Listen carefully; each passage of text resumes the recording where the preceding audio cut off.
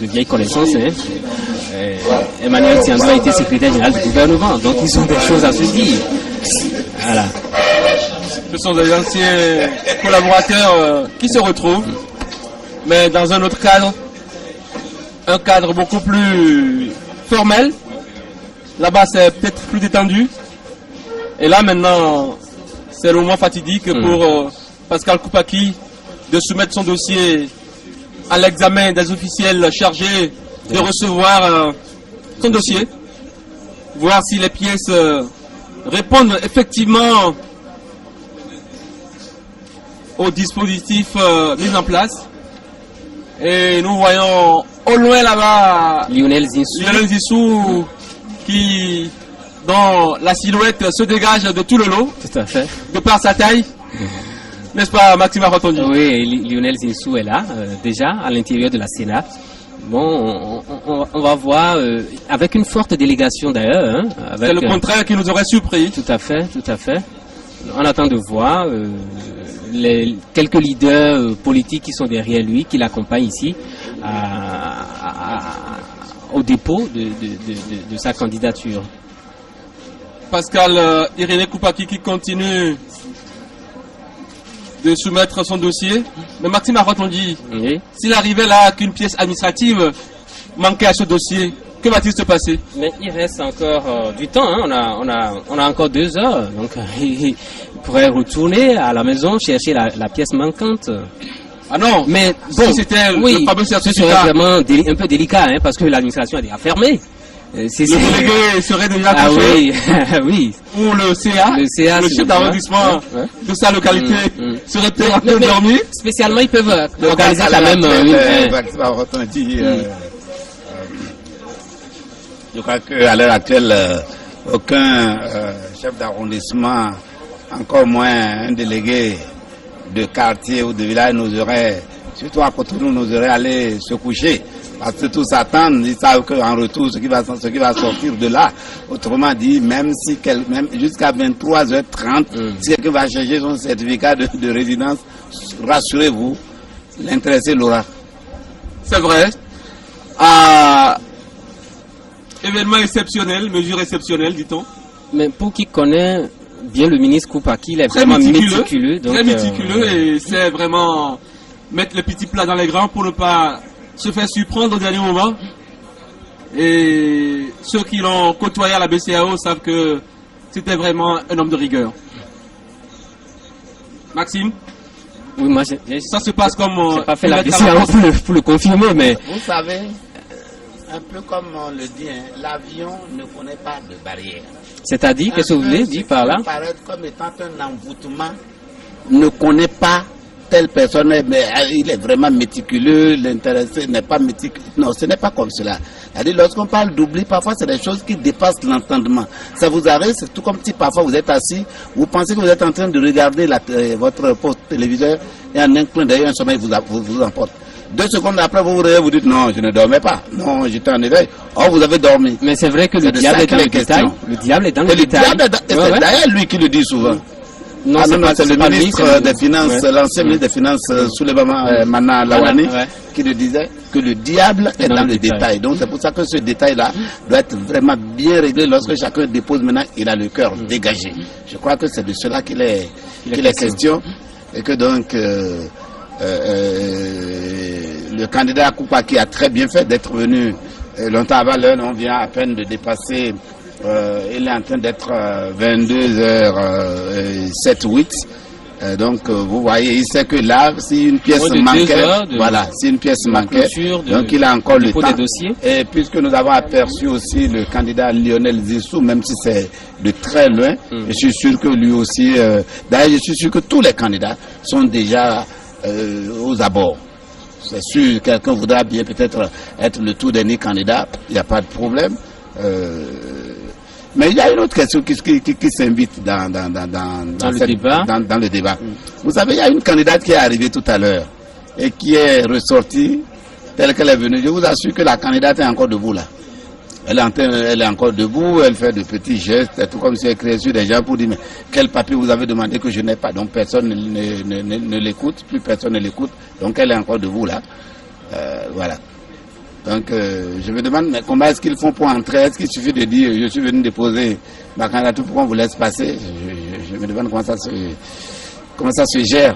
Voilà, Pascal Irénée Koupaki qui est toujours devant l'officier chargé de recevoir sa candidature, donc qui est en train de faire de récapitulatif là, et qui avec toujours son léger sourire au bout des lèvres, il suit attentivement tout ce qui se passe.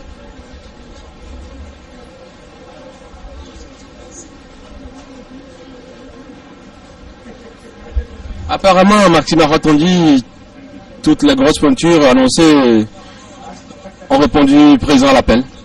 Oui, parce que on voit là tous les candidats potentiels qui se sont fait annoncer, sont là, ils sont venus déposer leur dossier de candidature. Pascal Irénée Koupaki préfère utiliser son stylo auquel il est habitué. Ouais.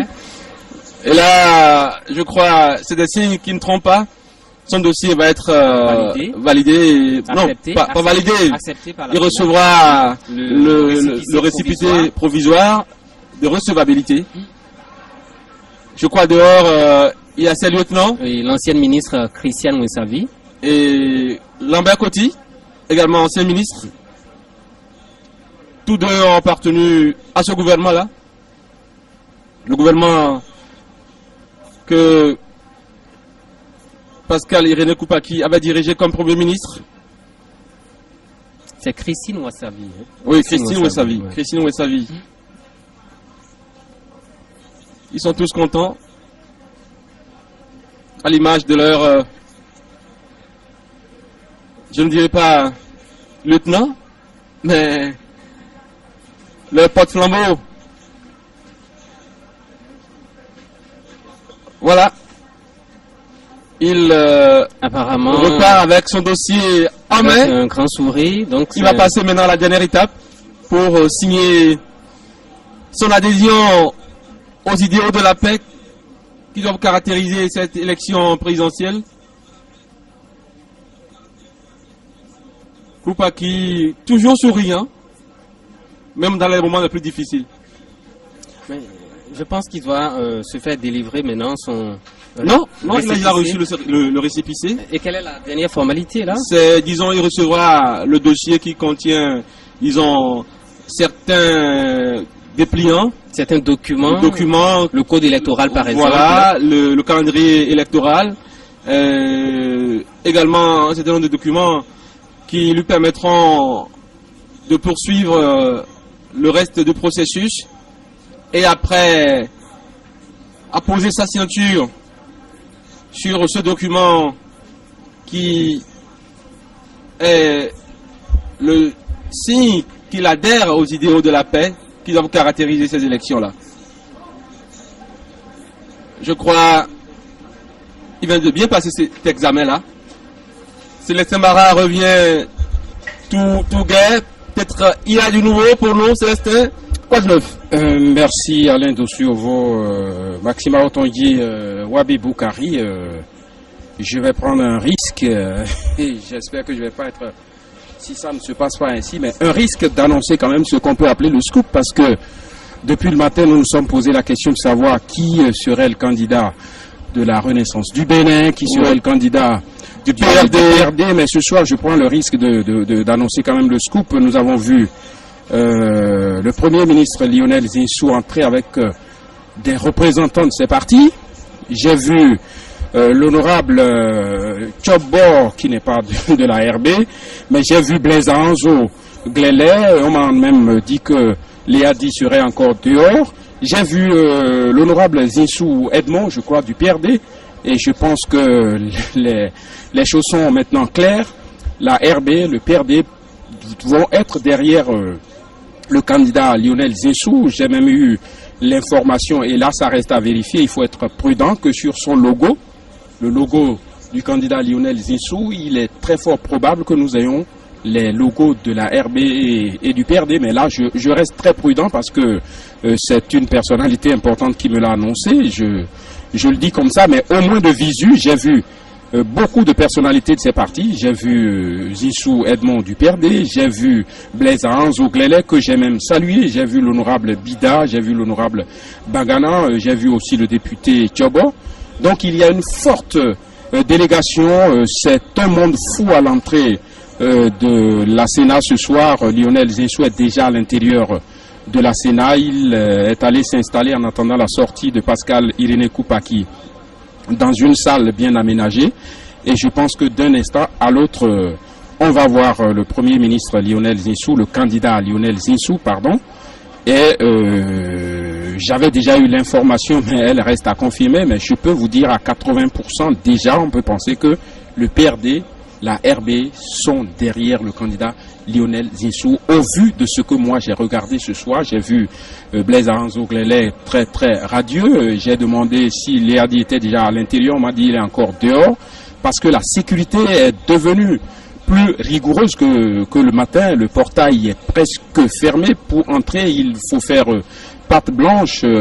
Les réseaux sociaux sont donc déjà en train de l'annoncer. Voilà, nous allons avoir, comme je l'ai dit, le logo de la Renaissance du Bénin, les FCBE et le PRD sur le logo de Lionel Zinsou. Ça, on peut commencer par dire ça aux Béninois en attendant d'être confirmé. Je pense qu'on va l'être par les officiels. Pendant ce temps, Pascal Irénée Koupaki vient de finir son exercice. Il est tout gai, tout joyeux.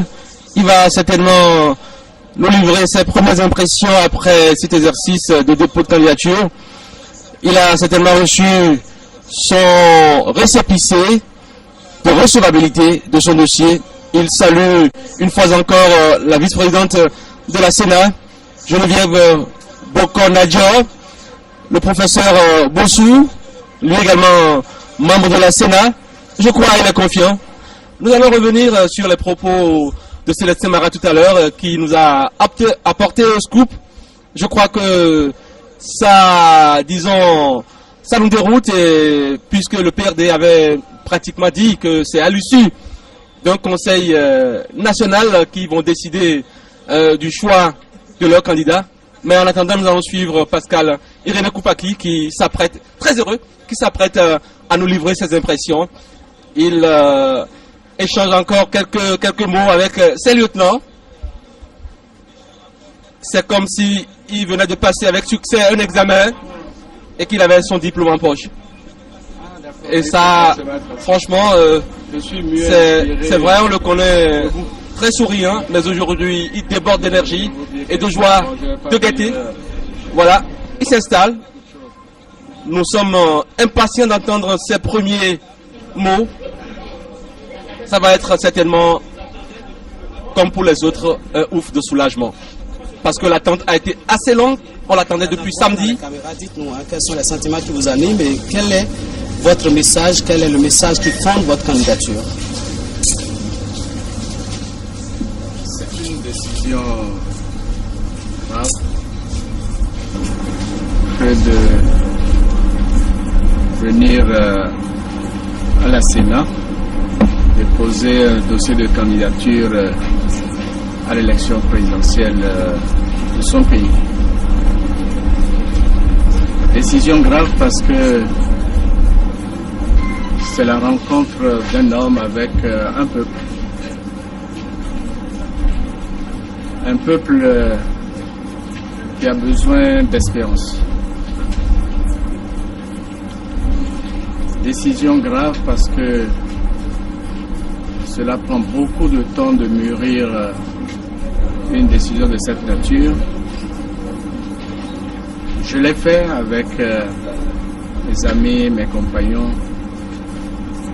et je pense que je suis en mesure, avec l'expérience que j'ai vécue, je suis en mesure d'apporter une contribution à la marche de notre cher pays, le Bénin. J'ai écouté tout à l'heure avec beaucoup d'attention les conseils que le président de la Sénat m'a donnés. Je partage profondément tout ce qu'il a dit. Les élections, c'est une occasion de joie, de faites. Elles doivent être transparentes, justes et équitables. Elles doivent se traduire par un environnement de sérénité et surtout de paix. Le Bénin nous est très cher. Le peuple béninois est cher. La nation béninoise nous est très chère. Par conséquent, pour ma part, je prends le ferme engagement d'y contribuer. Et pour le reste, on aura l'occasion de développer des propositions à faire au peuple béninois. Mais je vous révèle déjà que c'est ensemble que nous devons bâtir notre cher pays, le Bénin. C'est ensemble, dans l'unité, dans la paix, dans la fraternité et dans la justice, bien sûr. J'ai coutume de dire à mes compagnons que nous n'avons qu'un seul but. But s'écrit BUT. Nous n'avons qu'un seul but. Et le but, c'est le Bénin de l'unité et du travail. Et j'ai eu l'occasion aussi de dire, pour bâtir ensemble le Bénin et atteindre le but, il faut que tout le pays aille à l'école à nouveau. Parce que nous avons beaucoup à apprendre les uns des autres, en toute confiance. Donc, le Bénin apprenant, le Bénin entreprenant et le Bénin innovant. Voilà le message que j'ai pour ce soir, tout en vous remerciant. Merci beaucoup. Merci, monsieur le Premier ministre.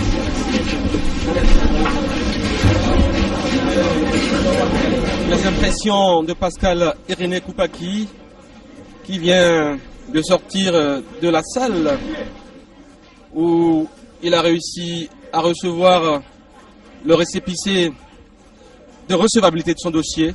Maxima Rotondi, des mots assez posés.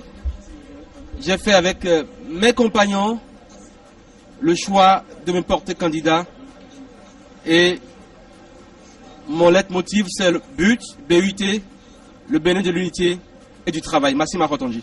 Oui, mais Pascal Irénée Koupaki a dit des mots très forts. Il a dit qu'avec l'expérience qu'il a vécue, qu'il est en mesure maintenant d'apporter sa modeste contribution à la marche du Bénin. Il a aussi dit que le Bénin est un pays qui lui est très cher. Et quand on prend le ferme engagement d'y croire, c'est ensemble que nous devons bâtir ce pays. Il a utilisé 3 mots: l'unité, la fraternité et la justice. Bâtir ce pays dans l'unité, dans la fraternité et dans la justice. Il a dit aussi que le Bénin entreprenant, le Bénin apprenant, le Bénin entreprenant et le Bénin innovant.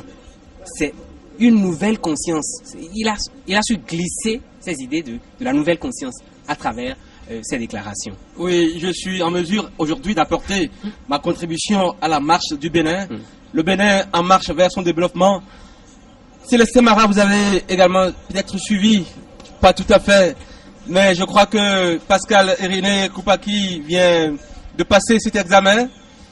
C'est vrai, il est resté dans le suspense jusqu'à quelques heures de la clôture de la phase de dépôt de dossier de candidature. Il repart avec ses lieutenants. Il va être suivi tout à l'heure du Premier ministre Lionel Zinsou, qui est déjà ici. Et comme l'a dit Célestin Mara, il reçoit ainsi, sinon il recevra le soutien de la Renaissance du Bénin et du Parti du Renouveau démocratique. Ce n'est plus un secret. De quel côté devraient basculer ces deux partis? La question était à l'ordre du jour des conversations